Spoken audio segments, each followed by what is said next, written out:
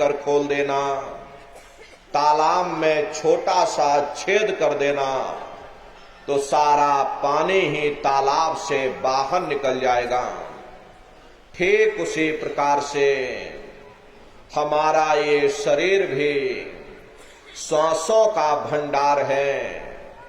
जब तक श्वासों का भंडार जारी है, हम दुनिया के कामकाज में फंसे हुए, दुनिया के कारोबार में उलझे हुए, लेकिन जिस वक्त ये श्वासों का भंडार खाली होगा, हरे टेलीफोन खड़क जाएंगे, तार पहुंच जाएंगे, संदेश पहुंच जाएंगे, सब रिश्ते नातेदार, सब कुटुंब परिवार वाले, सब अड़ोस पड़ोस वाले मिनटों सेकंडों में इकट्ठा हो जाएंगे।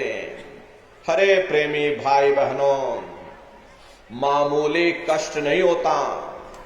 मौत के समय में घनघोर पीड़ा होती है। जनमत मरत दुसह दुख हुई। सहजो बाई ने बयान किया कि सहजो मौत आईया, अंगे अंग दिया तोड़, और हिया जरे छाती फटे, उठे पीर घन घोर। गुरु महाराज सत्संग में फरमाते थे कि जैसे 1,00,000 बिच्छू एक साथ मिल करके हमारे जिस्म पर डंक मारे, उससे भी लाखों करोड़ों गुना ज्यादा मौत के समय में दर्द होता है।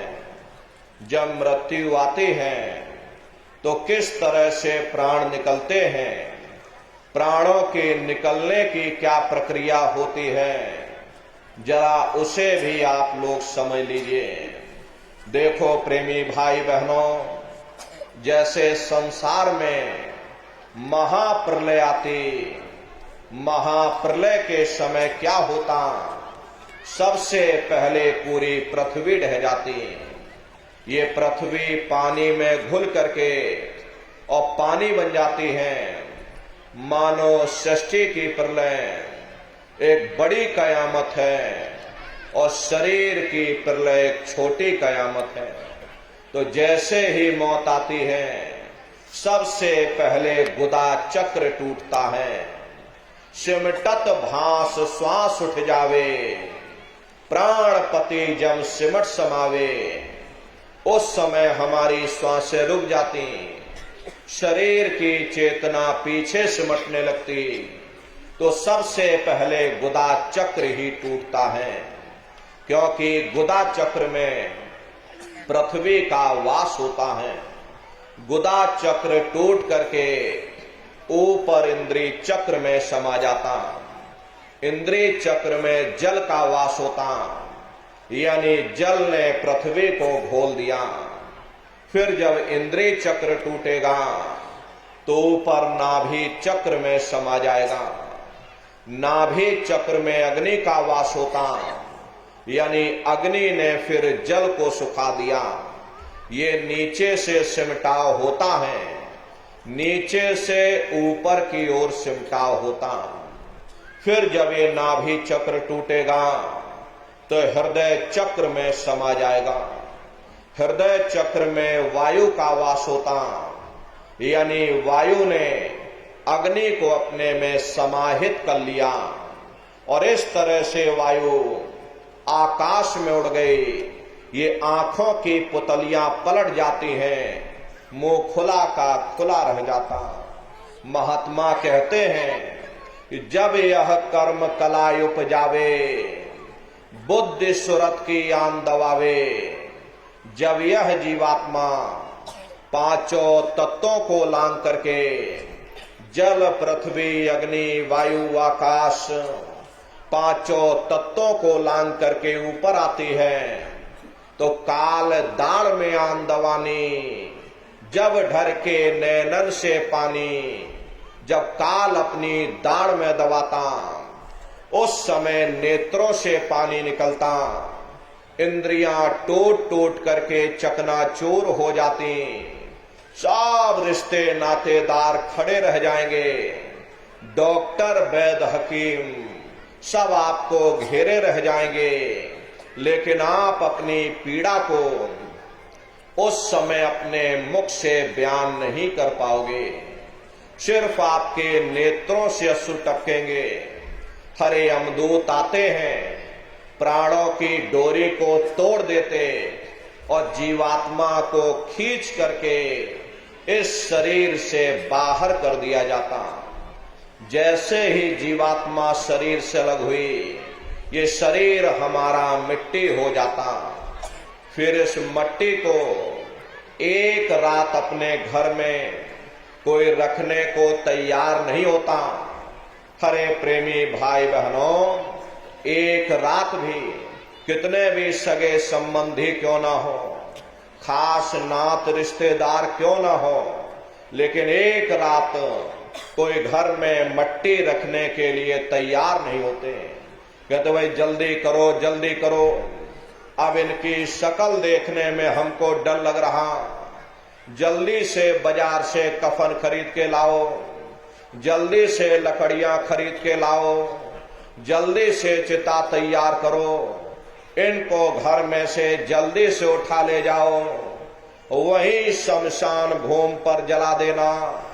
ये जो घर में इनके कपड़े लत्ते पड़े हुए, हर इनके कपड़े लत्ते भी उठा ले जाओ, वहीं शमशान भूमि पर जला देना। जिस बिस्तर पर ये लेटे रहे, ये बिस्तर भी अशुद्ध हो गया। अब इनकी छुई हुई चीज हमको घर में एक नहीं चाहिए, इसलिए इनका बिस्तर भी उठा ले जाओ, वहीं शमशान भूमि पर जला देना। लेकिन उसने कोई सोने की अंगूठी पहनी होगी, उसे धीरे से उतार कर जेब में रख लोगे। बस वही एक अशुद्ध नहीं होगा, बाकी सब अशुद्ध हो जाएगा।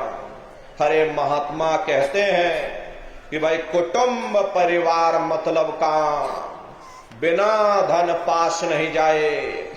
ये रिश्ते नातेदार, ये कुटुंब परिवार वाले, ये सब स्वार्थ के संगी साथी।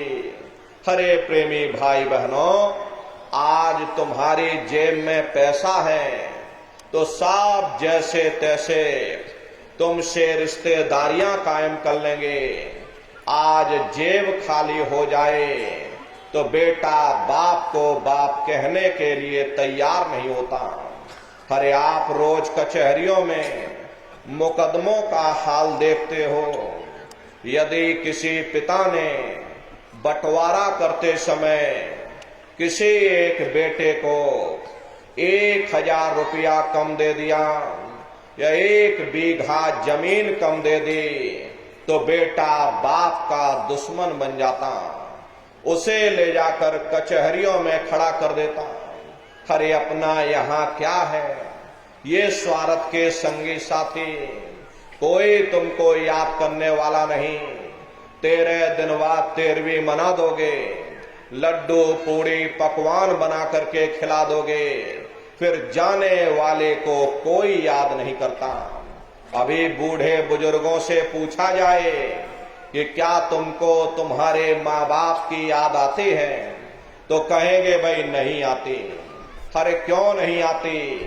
तुम्हारे माँ बाप थे, तुमको पाला पोसा बड़ा किया, खुद भूखे रहे होंगे, तुम्हारा पेट पाला होगा, तुमको तुम्हारे माँ बाप की याद क्यों नहीं आती?